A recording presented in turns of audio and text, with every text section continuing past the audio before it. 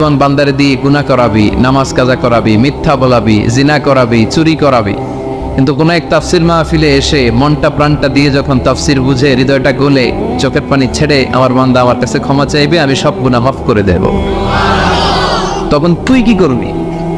আমি মাফ করব, তুই কি করবি? তো সুবহানাল্লাহ বলবেন না? ওই আল্লাহর উপর ভরসা লাগে? হ্যাঁ, থাকবে একজনের উপর, তিনি কে? অন্য কারোর উপর ভরসা করেন না ভাইয়া। পিসাবের উপর কোনো ভরসা নাই, বড় হুজুরের উপরে কোনো ভরসা নাই, কোন নবীর উপর কোনো ভরসা নাই, কোন অলির উপর কোনো ভরসা নাই। আমাদের ভরসা আমাদের আল্লাহর উপর। চিল্লায় বলে ঠিকই রাত। আল্লাহ শেষ সাথে আম করে ডাকে, দেওয়ার জন্য ডাকে, কিন্তু চাওয়ার সময় আমাদের নেই। উনি দেওয়ার জন্য প্রস্তুত, কিন্তু এটা তো নেওয়ার লোক লাগবে। কথা কন। বিশ্বনবী তাহাজ্জুদের সময় দাঁড়িয়ে যেতেন ছোট্ট একটা ঘরে, চাটাইয়ের উপরে বিশ্বনবী মা এসে শুতেন, গাদাগাদি করে জায়গা নাই। মাঝরাতে বিশ্বনবী তাহাজ্জুদের জন্য দাঁড়াতেন, আল্লাহু আকবার বলে দাঁড়িয়ে যেতেন, নামাজ শুরু করে দিতেন। বিশাল বড় সূরা পড়তেন, কিরাত পড়তেন, রুকু করতেন, কিন্তু সিজদার জায়গায় সিজদা দেওয়ার জায়গা নাই। সিজদার জায়গায় মা এসা পা বিছিয়ে শুয়ে আছে। বুখারীর বর্ণনা, বিশ্বনবী সিজদায় যে হাত দিয়ে মা এসার পায়ের মধ্যে চিমটি কাটতেন। মা এসা বুঝতে পারতেন বিশ্বনবী এখন সিজদায় যাবে। সুবহানাল্লাহ পড়েন। মা এসা বুঝতে পেরে পা দুইটা সরিয়ে নিতেন, বিশ্বনবী সিজদা দিতেন। সিজদা দিয়ে বিশ্বনবী যখন আবার দাঁড়িয়ে যেতেন, মা আয়েশা পা বিছিয়ে আবার শুয়ে পড়তেন। কি ইবাদত ছিল বিশ্বনবীর! হাত্তা তাতাওয়াররামু কদামা। মা আয়েশা বলতেন বিশ্বনবী দাঁড়িয়ে থাকতে থাকতে এত সময় ধরে তাহাজ্জুদের সালাত পড়তেন, ওনার পা গুলো ফুলের এরকম টিউমারের মতো মোটা হয়ে যেত। সুবহানাল্লাহ পড়বেন না? দাঁড়িয়ে থাকতে থাকতে বিশ্বনবীর পা গুলো টিউমারের মতো মোটা হয়ে যেত। প্রথম রাকাতে বাকারা, আলে ইমরান পড়ে ফেলতেন। সুবহানাল্লাহ পড়েন। বিশ্বনবীর পা যেন ফেটে যাবে, এভাবে হাত বেঁধে দাঁড়িয়ে থাকতে থাকতে বিশ্বনবীর হাতগুলো বাঁকা হয়ে যেত, ব্যথা হয়ে যেত। বিশ্বনবী তখন হাত দুইটা ছেড়ে দিতেন। আবার যখন এনার্জি ফিরে পেতেন, যখন বিশ্বনবীর ভালো লাগতো, আবার হাত বাঁধতেন। পড়েন সুবহানাল্লাহ। তার মানে হাত ছেড়ে দিও নামাজ পড়া যায়। হাত ছেড়ে দিও। মালিকি মাযহাবের কিছু স্কলাররা ওনারা মত নিয়েছে, ওনাদের অনুসারীরা এরসাল করে। আমাদের দেশে কেউ বাদে এইভাবে, কেউ এইভাবে, কেউ এইভাবে। মালিকিরা বাদেই না, কে বাদবই না, কি করবি কর। আছে না নাই? আপনি যদি হজ করতে যান মক্কা মদিনায়, এই আমলগুলো দেখতে পারবেন। এটা সুন্নাত একটা আমল। হাত ছেড়ে দিলেও যেখানে সালাত হয়ে যায় ওই জায়গায় কই বাঁধবে, এই নিয়ে কিলাকিলি আছে না নাই? উপরে না নিচে, আমিন জোরে না আসতে, আছে না নাই? পেকুয়াতে মাশাআল্লাহ এগুলো নাই। হ্যাঁ, পেকুয়াতে এগুলো আছে। বিশ্বনবী লম্বা সময় দাঁড়িয়ে তাহাজ্জুদ পড়তেন। তাহাজ্জুদ পড়লে আপনার মর্যাদা বাড়ায় দিবে কে? সাইয়েদনা জিবরাইল বললেন, ইন্না শারাফাল মুমিন ফি কিয়ামিল লাইল। বিশ্বনবী বললেন, জিবরাইল এসে আমাকে বলে গিয়েছে মুমিনের মর্যাদা তাহাজ্জুদের নামাজের ভেতর। সুবহানাল্লাহ পড়েন। তাহাজ্জুদের নামাজ পড়লে মর্যাদা বাড়ায় দেয় কে? 2 নাম্বার, কুরবাতুন ইলাল্লাহ। তাহাজ্জুদের নামাজ পড়লে আল্লাহর সাথে নৈকট্য বাড়িয়ে দেয় কে? আল্লাহর সাথে কানেক্টিভিটি আপনার বেড়ে যাবে। আমাদের দুনিয়াতে সব জায়গায় কানেক্টিভিটি আছে। এমপির সাথে হাত আছে, চেয়ারম্যানের সাথে হাত আছে, ওই এসআই এর সাথে হাত আছে, পুলিশের আইজির সাথে হাত আছে, কিন্তু আল্লাহর সাথে হাতটা নেই। কথা কন। আসল জায়গায় কানেকশন লাগানো দরকার। চিল্লায় বলেন ঠিক কি না? মান লাহুল মাওলা ফালাহুল কুল্লু। যে ব্যক্তি আল্লাহর হয়ে যায়, গোটা বিশ্ব তার হয়ে যায়। যে সব জায়গায় যে ধর্ণা দেয়, আল্লাহর কাছে ধর্ণা দেয় না, তার কোনো মর্যাদা নাই। আর যে ব্যক্তি সব দিক থেকে মুখ ফিরিয়ে আল্লাহর কাছে যায়, গোটা বিশ্বের সবাই তার দিকে তাকিয়ে থাকে। এজন্য সম্পর্কটা লাগাইতে হবে কোন জায়গায়? তার মানে তাহাজ্জুদ বললে মর্যাদা বেড়ে যায়, আল্লাহর সাথে সম্পর্ক বেড়ে যায়। বিশ্বনবী বললেন, মানহাতুনা আনিল ইসম। তাহাজ্জুদের নামাজ পড়লে, তাহাজ্জুদের নামাজ আপনারে পাপ কাজ থেকে বাধা দিবে। সুবহানাল্লাহ পড়েন। তাহাজ্জুদ যারা পড়ে এরা পাপ কাজ করে না। চিল্লায় কোন ঠিক কিনা? 4 নম্বরে মুকাফফিরাতুল লিসাইয়্যাত। পাপ আর অন্যায় যদি কিছু হয়েও থাকে, তাহাজ্জুদের নামাজ পড়লে তাহাজ্জুদের নামাজ পাপগুলোরে ধুয়ে মুছে সাফ করে দেয়। এজন্য তাহাজ্জুদ পড়ার দরকার আছে না নাই? বিশ্বনবীরে বললেন আপনার প্রথম প্রশিক্ষণ হচ্ছে তাহাজ্জুদের প্রশিক্ষণ। কিসের প্রশিক্ষণ? ও নবী, রাত্রিবেলা দাঁড়িয়ে আপনি তাহাজ্জুদের নামাজ পড়েন, আশা করা যায় বিশাল সম্মানিত মহিমান্বিত জায়গায় আল্লাহ আপনারে বসায় দিবে গো নবী। ঠিক কি না? তাহাজ্জুদের সালাত পড়লে মর্যাদা বাড়ায় দেয় কে? মুমিনের বৈশিষ্ট্য, তারা রাত্রিবেলা তাহাজ্জুদের সালাত পড়ে। ইমানদারদের বৈশিষ্ট্য তারা হলো ফুরসান আন-নাহার রুহবান আল-লাইল। রাত্রিবেলা তাহাজ্জুদের জায়নামাজে কান্নার ঝড় তোলে, দিনের বেলায় ঘোড়া হাঁকিয়ে জিহাদের ময়দানে জিহাদ করে। ঠিক কি না? দিনের বেলায় চলবে কি? জিহাদ। জিহাদের কথা বলাতে ভয় পেয়েছেন? হ্যাঁ, অনেকে এখন জিহাদের সাথে জঙ্গিবাদরে লাগায়, এরকম ডাকাইত আছে না নাই? জিহাদের সাথে সন্ত্রাসবাদকে মিলাতে চায়, চিল্লা এখন ঠিক কিনা? জঙ্গিবাদ আর সন্ত্রাস এক জিনিস, জিহাদ আরেক জিনিস। জিহাদরে ফরজ করছে কে? আর জঙ্গিবাদকে হারাম করেছে কে? জঙ্গিবাদকে দমন করার জন্য আল্লাহ তাআলা জিহাদের মতো বিধানকে ফরজ করেছেন, চিল্লায় বলেন ঠিক কিনা?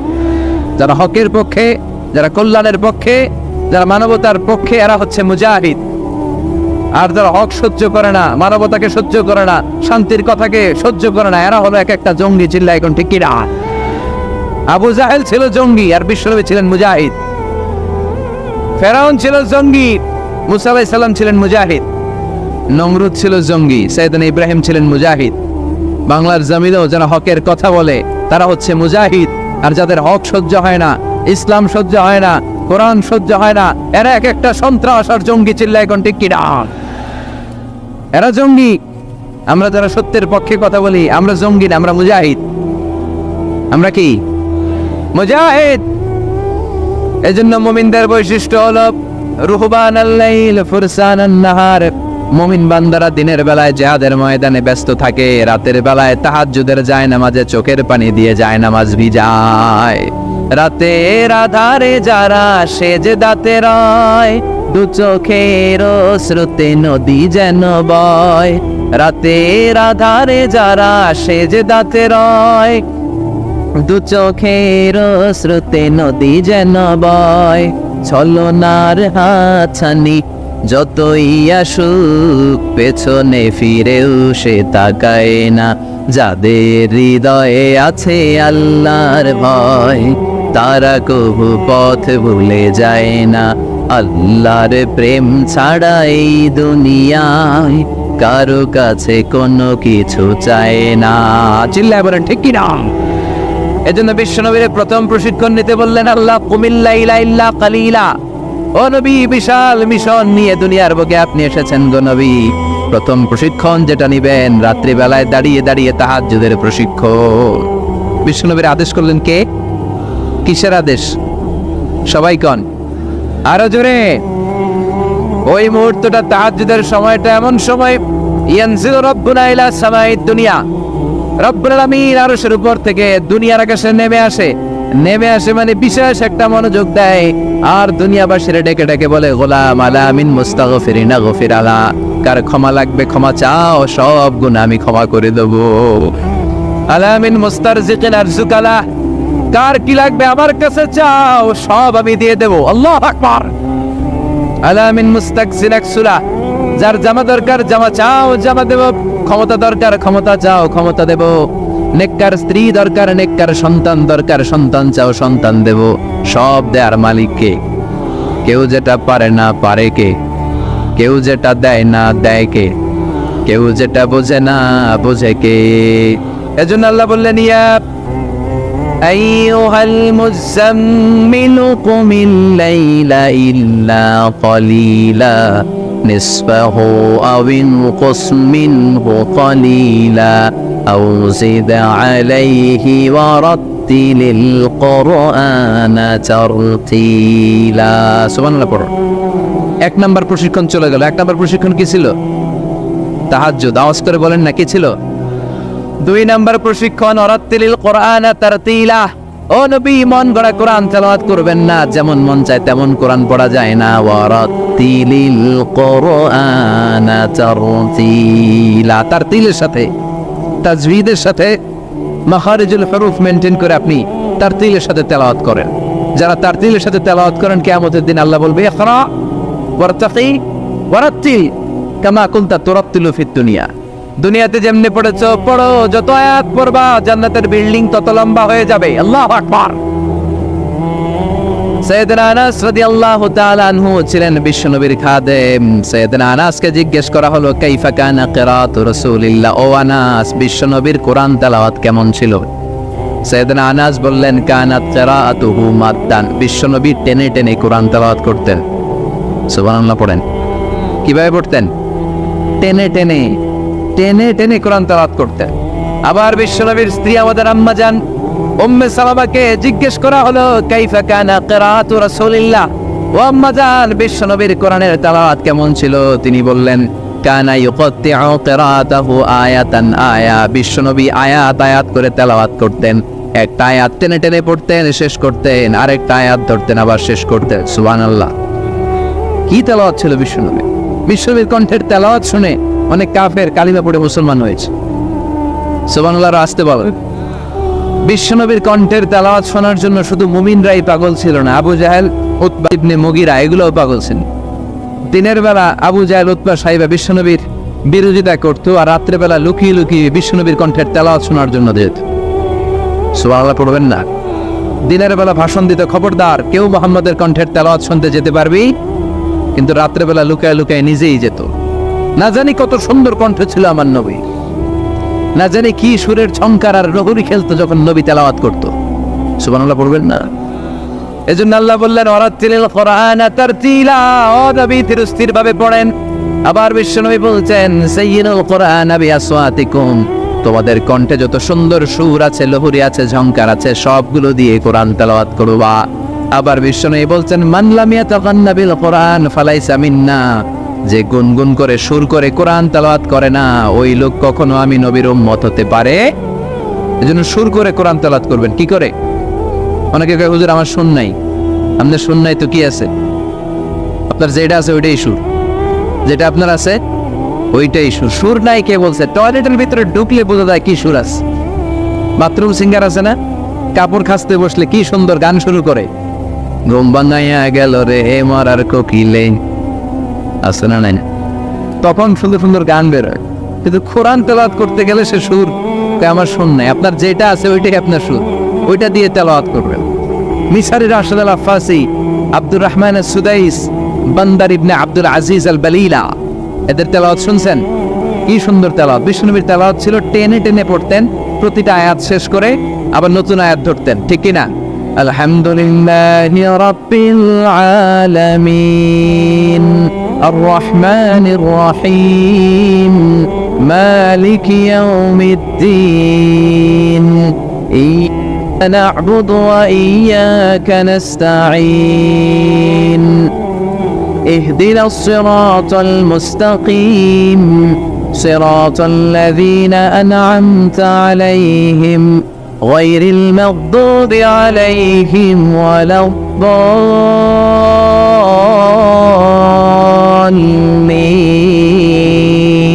পড়েন আমিন। থেমে থেমে এক আয়াত শেষ, আরেক আয়াত, ওই আয়াত শেষ, তারপর আরেক আয়াত। বিশ্বনবী বলে রুব্বা কারিলিল কোরআন ওয়াল কোরআন ইয়ালআনুহু, কোরআনের অনেক কারি আছে যে কারীদেরকে কোরআন রহমত না দিয়ে লানত দেয়। এরকম আছে না নাই? বিশ্বনবী প্রতি আয়াতের পরে থামতেন, কি সুন্দর টেনে টেনে পড়তেন। আর আমাদের তারাবির নামাজে কি অবস্থা? জাপানের বুলেট ট্রেনও ফেল হাফেজ সাহেবের কাছে, আছে না নাই?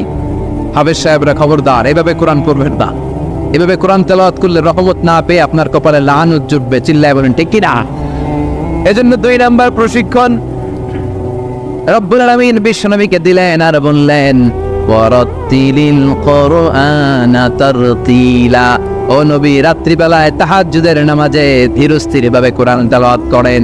এরপর আল্লাহ বললেন ইন্না সানুলকি আলাইকা কওলান সাকিলা, ও নবী অচিরেই ভারী একটা কথা, ভারী একটা বাণী, অনেক ওজনওয়ালা কোরআন আমি আপনার উপরে নাজিল করে দেব। সুবহানাল্লাহ পড়ে। কওলান সাকিলা, it's a very heavy and weightful word. কোরআনের এই কথাগুলোর একটা আলাদা ওজন আছে না নাই? বিশ্বাস হয় না সন্দেহ লাগে? বিশ্বনবীর কাছে যখন কোরআনের আয়াত নাজিল হতো, মা আয়েশা বর্ণনা করেন প্রচন্ড শীতের রাতে, কিসের রাতে? কথা শুনতেছেন? প্রচন্ড শীতের রাতে বিশ্বনবী খেমে খেমে একাকার হয়ে যেতেন। মাঘ মাসের শীত, মা আয়েশা বলে আমরা কম্বল গায়ে দিয়ে শুই, কিন্তু বিশ্বনবীর কাছে যখন কোরআন নাজিল হয় বিশ্বনবী ঘেমে ঘেমে একাকার হয়ে যেতেন। সুবহানাল্লাহ পড়েন। বিশ্বনবী যখন ওটের উপর বসা অবস্থায় কোরআনের আয়াত নাজিল হতো, ওটের বুকটা জমিনে লেগে যেত। বিশ্বনবী ঘোড়ার উপরে বসা অবস্থা যখন কোরআনের আয়াত নাজিল হতো, ঘোড়ার পা গুলো জমিনের ভেতরে গেড়ে যেত। বিশ্বনবী মাঝে মাঝে অনেক সাহাবাদের রানের মধ্যে মাথা রেখে শুয়ে পড়তেন। ওই অবস্থায় যখন কোরআনের আয়াত নাজিল হতো, সাহাবারা বলতো আমাদের হাড্ডিটা ফেটে টুকরা টুকরা হয়ে যাবে, এরকম মনে হতো।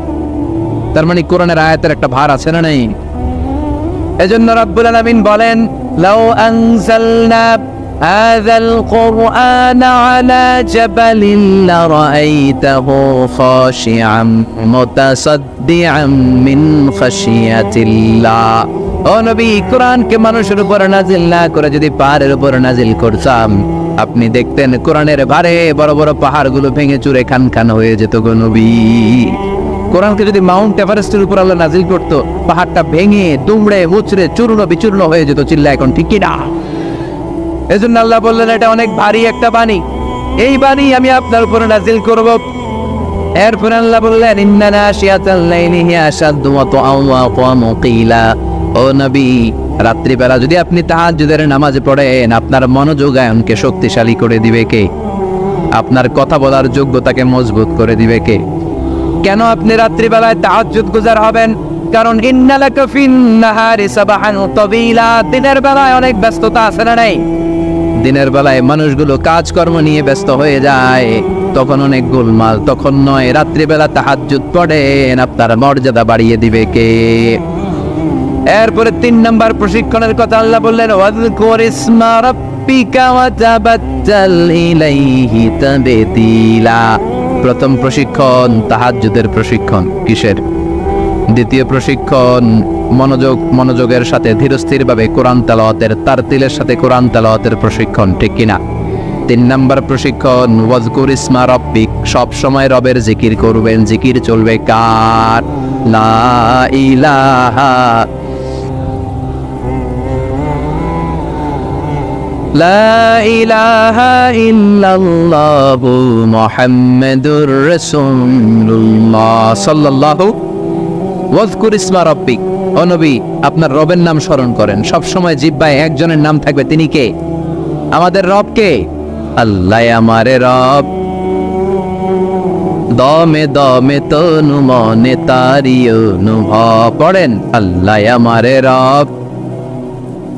তোমার দুনিয়াতে আমি যেদিকে তাকাই, অথই নিয়ামাতে ডুবে আছি সবাই। পাক পাখালির গানে শুনি তাসবিহ কল রব, তাসবিহ কল রব। আল্লাহ আমারে রব। ওয়াজকুর ইসমা রাব্বিক, রবের নামকে স্মরণ করেন নবী। বিপদে পড়লে একজনের নামের জিকির চলবে, চিল্লায় বলেন তিনি কে? তার মানে 3 নাম্বার প্রশিক্ষণ নিতে বললেন, সব সময় একজনকে ডাকবেন, তিনি হলেন রব। এই কথা বলার পরে বিশ্বনবী দুনিয়ার বুকে যত দোয়া করতেন, তার বেশিরভাগ দোয়ার শুরুতে রবের নাম আছে না নাই? রব্বানা যালামনা আনফুসানা ওয়া ইন লাম তাগফির লানা ওয়া তারহামনা লানাকুনান্না মিনাল খাসিরিন। আবার বিষ্ণু পড়তেন, রব্বানা আতিনা ফিদ দুনিয়া হাসানাতাও ওয়া ফিল আখিরাতি হাসানাতাও ওয়া কিনা আযাবান নার। আবার আমরা যখন রুকুর মধ্যে যাই, তখন রবের নাম আছে না নাই? সুবহানা রাব্বিয়াল। আবার যখন সিজদায় যাই, তখনও রবের নাম আছে না নাই? সুবহানা রাব্বিয়াল। এজন্য 3 নাম্বার প্রশিক্ষণ, ওয়াজকুর ইসমা রাব্বিক, ও নবী, রবের নাম স্মরণ করেন। 4 নাম্বার প্রশিক্ষণ, ওয়া তাবাত্তাল ইলাইহি তাবতীলা। আপনি যখন সময় পাবেন, রবের ইবাদতে মশগুল হয়ে যান। কার ইবাদতে? কার ইবাদতে? আমরা যেন আল্লাহর ইবাদতে মশগুল হয়ে যাই। ওয়া তাবাত্তাল ইলাইহি তাবতীলা। তাবাত্তুল মানে আল্লাহর ইবাদতে মনোনিবেশ করা, মশগুল হওয়া। এই তাবাত্তুল শব্দটা এসেছে আল বাতুল থেকে। এজন্য মারিয়াম আলাইহিস সালামকে বলা হতো মারিয়াম আল বাতুল। মারিয়াম আলাইহিস সালামকে কি বলা হতো?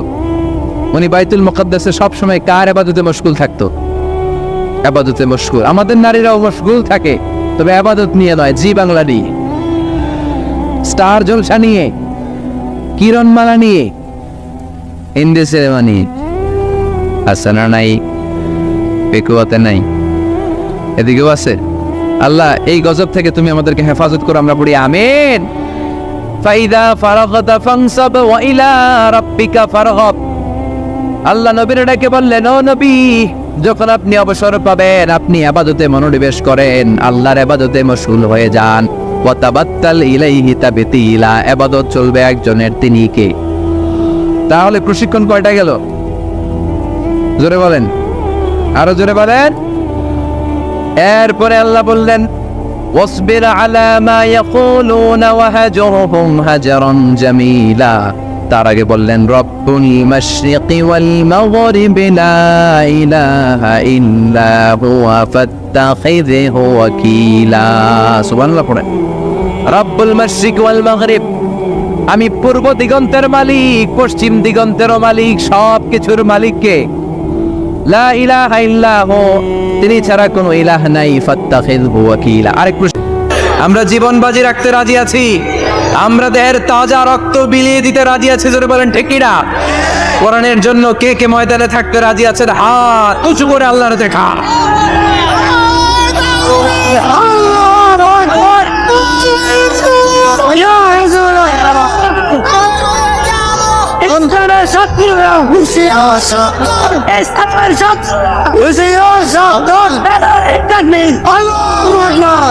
আল্লাহ কোরআনের জন্য যে ভালোবাসাটাকে তুমি কবুল করো, আমরা যেন দেখে যেতে পারি যে এই দেশে কালেমার পতাকা পতপত করে উড়েছে।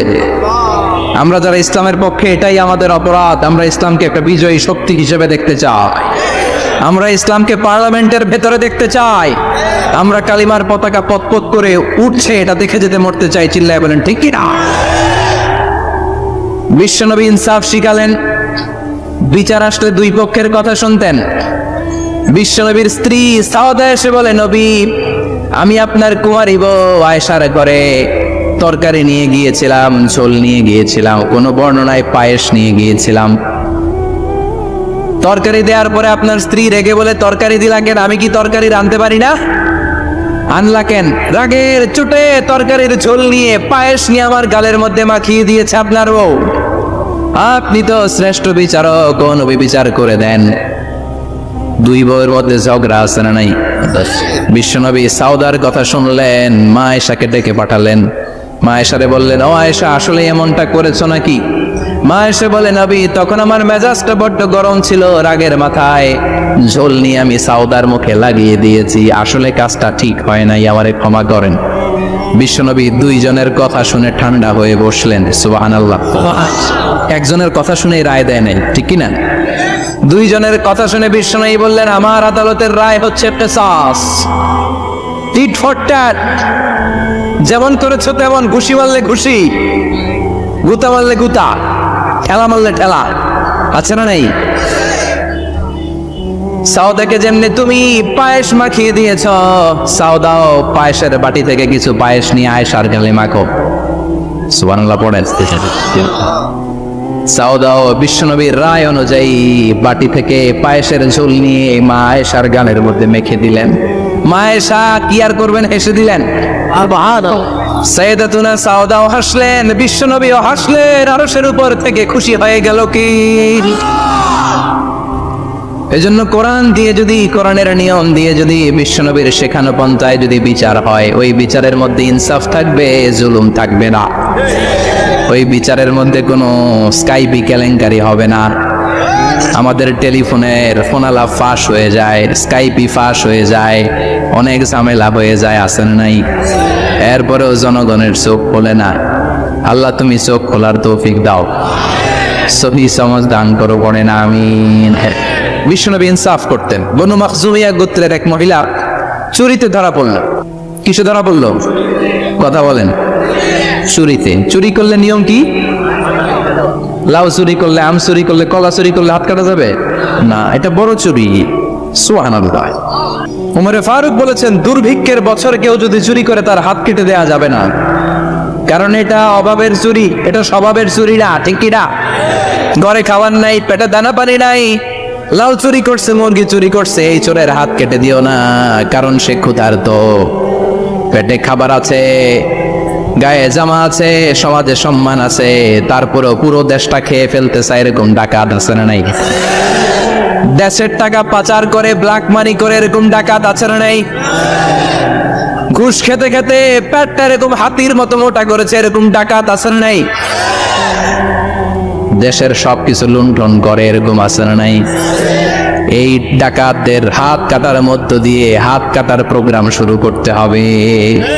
এরকম একটা ডাকাতের হাত কেটে যদি দেশের গভর্নমেন্ট বাইতুল মোকাররমে জুমার নামাজের সামনে লাইভ সম্প্রচার করে, সারা বাংলাদেশের 18 কোটি মানুষ যদি দেখে, আর কেউ চুরি করবে? চুরি করার আগে 3 বার লাফ দিবে, যেরকম ঠিক কিনা? ইন্নাল হামদালিল্লাহি নাহমাদুহু ওয়া নাস্তাঈনুহু ওয়া নাস্তাগফিরুহু ওয়া নু'মিনু বিহি ওয়া নাতাওয়াক্কালু আলাইহি ওয়া নাউযু বিল্লাহি মিন শুরুরি আনফুসিনা ওয়া মিন সাইয়্যাতি আ'মালিনা মান ইয়াহদিহিল্লাহু ফালা মুদিল্লা লাহু ওয়া মান ইউদ্লিল ফালা হাদিয়া লাহু আই ফালান তাজিদ লাহু ওয়ালিয়্যান মুরশিদা। ونشهد أن لا إله إلا الله وحده لا شريك له والذي لا ضد له ولا ند له لا مثل له ولا مثيل له لا وزير له ولا كفيل له لا شبه له ولا شبيه له لا ولد له ولا والد له وهو الواحد الفرد الصمد لم يلد ولم يولد ولم يكن له كفوا أحد. ونشهد أن سيدنا ونبينا وحبيبنا وبشيرنا ونذيرنا وطبيبنا وطبيب أرواحنا وحبيبنا وحبيب ربنا محمدا عبد الله ورسوله أرسله بالحق بشيرا ونذيرا وداعيا إلى الله بإذنه وسراجا منيرا. أما بعد فقد قال الله تعالى في كلامه المجيد وفي فرقانه الحميد أعوذ بالله من الشيطان الرجيم بسم الله الرحمن الرحيم يا أيها المزمل قم الليل إلا قليلا نصفه أو انقص منه قليلا أو زد عليه ورتل القرآن ترتيلا إن الله وملائكته يصلون على النبي يا أيها الذين آمنوا صلوا عليه وسلموا تسليما اللهم صل على محمد وعلى آل محمد كما صليت على إبراهيم وعلى آل إبراهيم إنك حميد مجيد اللهم بارك على محمد وعلى آل محمد كما باركت على إبراهيم وعلى آل إبراهيم إنك حميد মাজিদ। ছুটি নেওয়া যাবে না, ছুটি নেওয়া এত সহজ না।